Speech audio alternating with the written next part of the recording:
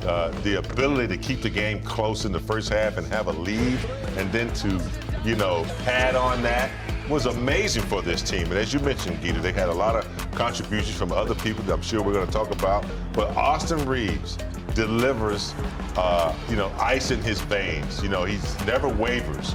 They didn't have a lot of versatility in the offense tonight. And he made that pick and roll work a lot tonight. A big mistake by Gobert on that double team when he made that split. But it took Austin Reaves' talent to see that. But, his clutch performance once again, night in and night out. Great leadership on his part as well. Dropping dimes as well. Yeah, 16 assists. Scoring. He might be player of the month. We all yelled when Gobert made that mistake because you saw him come up too high and too wide. And he left that lane, Rob, for Austin Reaves to split. And once he's in that key, he's money.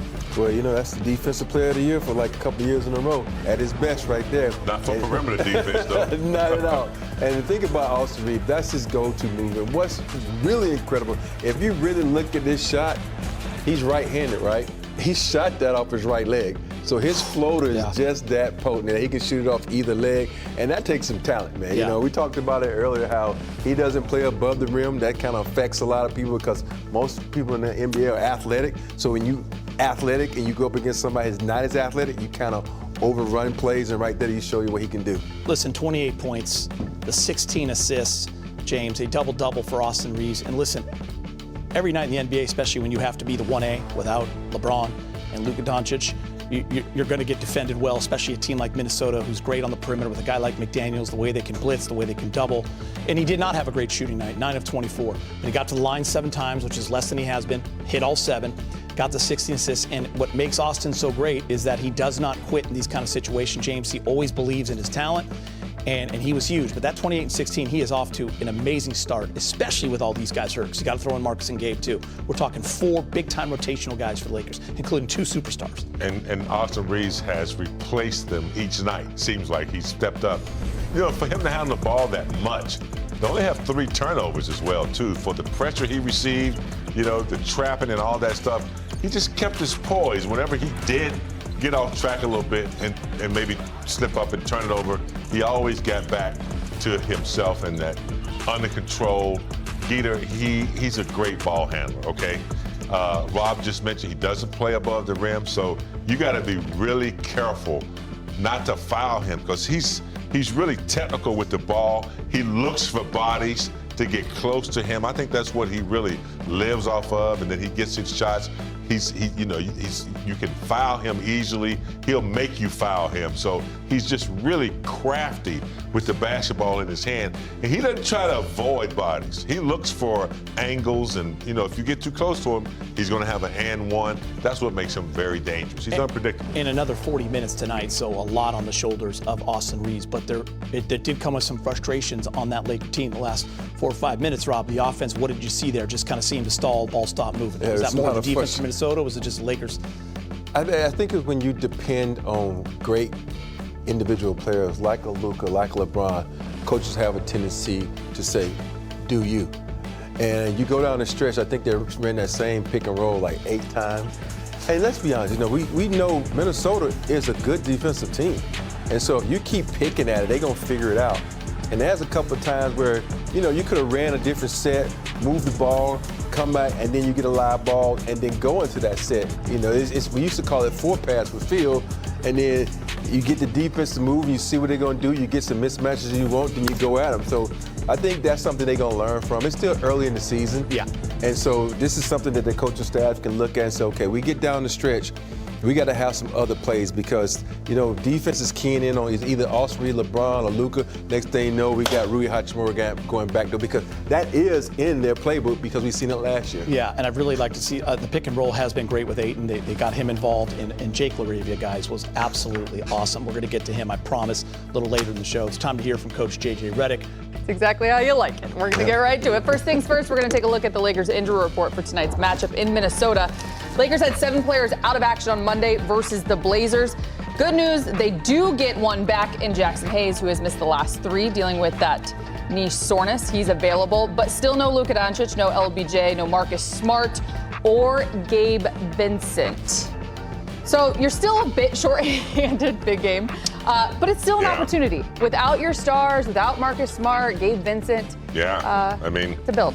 Anytime you have to step on the floor, it's an opportunity, regardless of who's out there. Next man up. But it seems like, Allie, every year we go through this situation where, we have some bright moments and we're all getting excited. Then boom, injury here, injury there.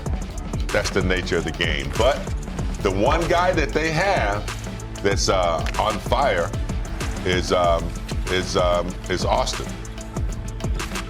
Reaves. And as long as he's on the floor, he's good. Did you just say who's out? Oh, Anthony Edwards is out. Okay, yeah. But no, we're talking about Austin Reaves right now. Austin Reaves, man, he's the guy that's just carried this team, and he ignites the other players around him. Aiden, Robert, he's been playing very well. They're getting some good contribution from, all areas. So they just have to continue to. I mean, the back-to-back game was a tough game. Coming back from Sacramento, even though it wasn't a long flight, they still had to play back-to-back, had a chance to recover. Let's see how it turns out tonight. That was great multitasking by Big Game. I know, No right? one knows that we've got people in already here. Well, I thought I heard her say Austin Reaves, and I was saying Austin Reaves is playing. But it's Edwards. Okay, thank you. You are correct, though. Anthony Edwards is out. We'll miss the next 2 weeks with a hamstring strain. Yeah, for me, all I can think about is getting bounced out the playoffs last year. And what we needed was some size and some strength. And I think DeAndre Ayton is one of those pieces that we finally got as far as size and strength. So I'm really interested to see how this matchup goes. This is the night, first game you had played against, you had Luka, but you don't have Luka, so that means you have to step up. So I'm hoping that DeAndre and Austin has a really good connection right there in that pick and roll, a little drop to the little pocket, a little 15-foot jumper by DA. So I like this matchup. I like what we can do. Plus, as B. Moore alluded to, that, Ant-Man will be out for a couple of weeks with that hamstring injury. And to your point, the last time they faced Minnesota, yes, they did have Luka Doncic, and yes, he did put up 49. But you got a guy over your left who can do some pretty cool things as well. Lakers and T-Wolves tip things off at 6:30 right here on Spectrum Sportsnet. For more, let's check in with Mike Trudell, joining us from Minnesota. Hi, Mike. Allie, was that an attempt at a Minnesota accent there? It was okay. It was okay. Minnesota. I did see my little sister today, and so yeah, it sounds kind of like that's more like it. That's You're more welcome. like it. So look, I mean, you would have loved to have started by talking about the 40-point performances, right? Luka Doncic and then Austin Reaves, and just how great those individual moments are. Reaves is still here, but with JJ, we had to just focus on who's going to play in this game, considering all of the injuries and especially all the injuries to the primary creators, with the exception of Austin Reaves, and therefore how much he has on his plate and what the Lakers can do about that. So we started with Jackson Hayes. That's the good news. He's going to be available, but then Marcus Smart will not. And obviously Marcus was able to help Austin with those duties in Sacramento in that first road win of the year. So here's JJ starting with Jackson, then we get to Marcus and some other stuff. We got to do a better job taking care of the basketball. Portland, that was I thought, a really unique situation with how they pressed, and we got to get defensive rebounds. Like our first shot half court defense has been really good, and just got killed the other night. You start adding the 30 points off turnovers and the second chance points, you really get in the hole. You better be making a lot of threes, which we didn't. So, it starts for us just taking care of the ball and doing a good job on the defensive glass. We need all five guys tonight, obviously, with Gobert and a number of guys that crash at a really high rate. We've got to do a good job on that tonight. You said, I think the other day that, that maybe you felt like you've put some guys in some tough spots, probably because of the injuries and different things like that. I'm just kind of curious, what are the conversations that you're having with players that are being asked to do things outside their comfort zone, perhaps? And I guess have you seen anybody adapt particularly well outside of Austin, and obviously the scoring stuff, but have you seen anybody else really adapt through sort of the necessity of your numbers right now? Well, it's only been one game. So, no, I did not see anybody adapt against Portland. We sucked. Thought we played hard, though, which is good. And as far as putting people in bad spots, there's no other spots to put them in. So it's by necessity, and it sometimes can not be the most aesthetically pleasing thing. But I do think there's a value long term in sort of the adversity that we've had early on, and I think guys will get better from it. And you're certainly evaluating what you can do to help them when they're in those spots.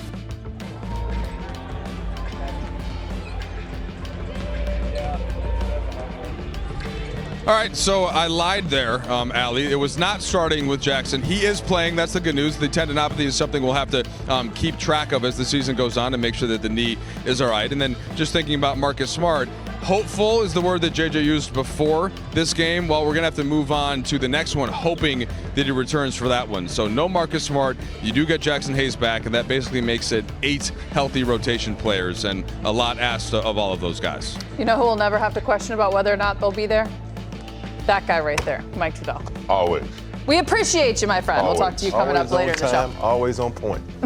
Unlike you. The Lakers will be shorthanded once again tonight, but Austin Reaves, he has been impressive, playing the leading role over the last 2 games for the purple and gold. He follows up a 50 ball in Sacramento with a 40 ball. It's like 40's the new 30. Right? Yeah, Yes. That's exactly how you say it. He is on a tear, to say the least. Big game. I mean, at the end of the day, we talked about it having to be done as a collective, but there is a lot of responsibility that's falling on his shoulders right now. Yeah, every team or squad that's on the floor needs a leader. And, Austin Reaves has earned this, with his hard work over the years and, his determination. I know when he made the USA team that's under Steve Kerr, and how impressed Steve Kerr was with his knowledge and his intelligence of the game, and it's showing off. He's not afraid. He knows he's not, a mega star yet. It doesn't faze him. He goes out and does what he's worked on, and he's worked on a lot. He's got the right mental attitude. It's a lot of pressure on him. We don't really have another creator, really. I think Gabe's still out. Marcus Smart's out. So at that creative position, he's got a lot of pressure right now. He doesn't seem to bother him, but they're trying to wear him down. But